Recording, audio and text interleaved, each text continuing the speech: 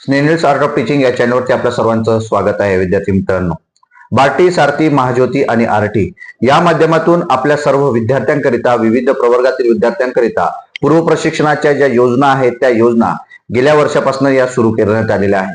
या माध्यमातून वेगवेगळी प्रशिक्षण आपल्या विद्यार्थ्यांना दिलं जात असते, परंतु टीआरटीच्या माध्यमातून ज्या आदिवासी विद्यार्थ्यांना पूर्व प्रशिक्षण दिलं जातं आणि त्यात सीईटी सुद्धा घेतलेली आहे, त्याचा रिझल्ट मात्र अजूनपर्यंत लागलेला नाही. त्याच्या मागची मुख्य कारण काय? शासन जाणीवपूर्वक एसटी विद्यार्थ्यांवरती अन्याय करत आहेत का? कारण भरती सुद्धा सुरू झालेली आहे, मात्र हा रिझल्टचा कोणीही नाव घेत नाही.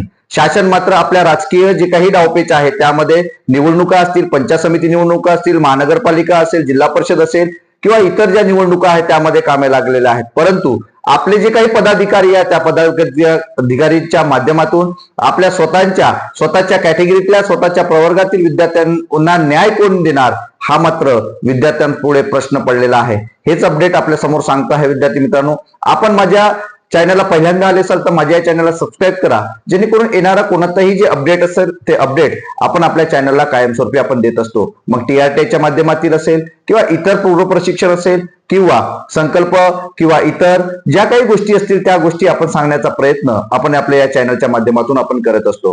विद्यार्थी मित्रांनो, एक लक्षात घ्यायचं आहे की टीआरटीची जी काही सीईटीची जी परीक्षा आहे पोलीस भरतीची, ही 2 ते 3 महिने झालेले आहेत होऊन, आणि त्याची जी यादी आहे, जी काही जनरल लिस्ट आहे ते सुद्धा लावण्यात आलेली आहे, परंतु रिझल्ट मात्र अजूनपर्यंत लागलेला नाही.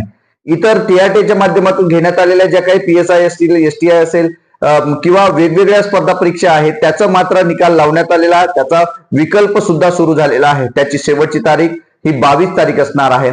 आणि जे विद्यार्थी नागपूरमध्ये जे काही विद्यार्थी आपले प्रवेश घेणार आहेत किंवा जे विद्यार्थी नागपूरमध्ये पूर्व प्रशिक्षण घेणार आहेत त्या सर्व विद्यार्थ्यांकरिता संकल्प एज्युकेशन, जी निलावार साडीच्या बिल्डिंग जे आहे झाशीराणी स्क्वेअर या ठिकाणी हे आपली अकॅडमी आहे. या अकॅडमीच्या माध्यमातून आपण विकल्प 1 तुम्हाला निवडायचा आहे. विद्यार्थी मित्रांनो, आता रिझल्ट आपला का लागलेला नाही?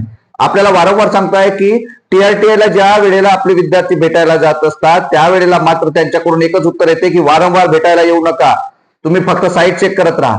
गेल्या 3 महिन्यापासून आपले आदिवासी विद्यार्थी साईट चेक करत आहेत.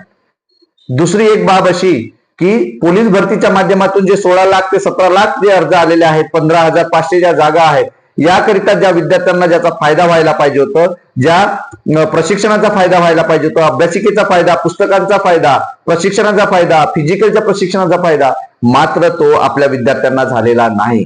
यात शासन मात्र जाणीवपूर्वक त्यात हयगय करत आहे का, हा प्रश्न आहे. मग हा प्रश्न जेव्हा विद्यार्थ्यांना पडतो, मग विद्यार्थ्यांसाठी उठून उभे कोण होणार आहे? जेव्हा राजकीय प्रश्न येतो तेव्हा नेते मंडळी किंवा आमदार खासदार यांच्यासाठी समोर येतात, परंतु विद्यार्थ्यांचा जेव्हा हा प्रश्न येतो आहे, परंतु याकरिता कोणीही पुढे येत नाही. आपल्या आदिवासी प्रवर्गातील किंवा आदिवासी प्रवर्गातून येणारे कितीतरी पदाधिकारी, आमदार, खासदार आहेत, परंतु याचं लक्ष याकडे दिसत नाही का, हा सुद्धा एक प्रश्न आहे. विविध विद्यार्थी हे माजरीच्या वसतिगृहातील असतील किंवा हडपसरच्या वसतिगृहातील असतील, विश्रांतवाडीच्या वसतिगृहातील असतील, हे विद्यार्थी वारंवार क्वीन्स गार्डन इथे जे असणार टीआरटीचं जे ऑफिस आहे त्या टीआरटीच्या ऑफिसला भेट देतात, परंतु त्यातून काही त्या ठिकाणी निष्फळ ती चर्चा जे काही आहे ती निष्फळ होताना दिसत आहे आणि त्याकडे मात्र सर्वांचं लक्ष लागलेलं आहे. विद्यार्थी वारंवार जे काही आपले फॉलोअर्स आहेत ते विद्यार्थी विचारतात, मेसेज करतात, ग्रुपला मेसेज टाकतात की सर टीआरटीचा रिझल्ट कधी लागणार आहे. विद्यार्थी मित्रांनो, हे लक्षात घ्यायचं आहे.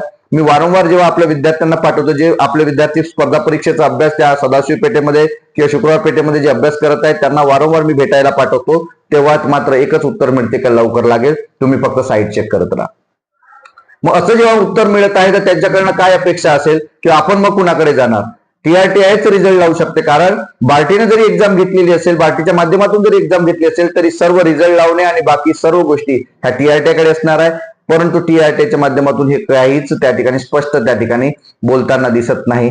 त्यामुळं सर्व विद्यार्थ्यांना सांगू इच्छितो की आता आपल्याला रस्त्यावर उतरल्याशिवाय पर्याय नाही किंवा त्या ठिकाणी जे काही प्रेशर आणल्याशिवाय, दबाव आणल्याशिवाय आपल्याकडे पर्याय नाही.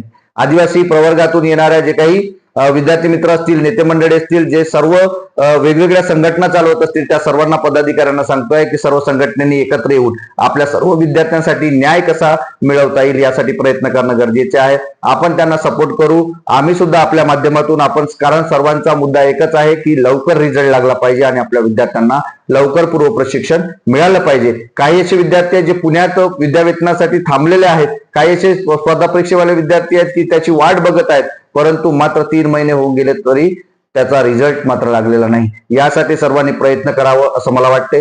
तुम्हाला याबद्दल नेमकं काय वाटते? रिझल्ट बद्दल तुम्हाला नेमकं काय वाटते? TRT बद्दल तुम्हाला नेमकं काय वाटते?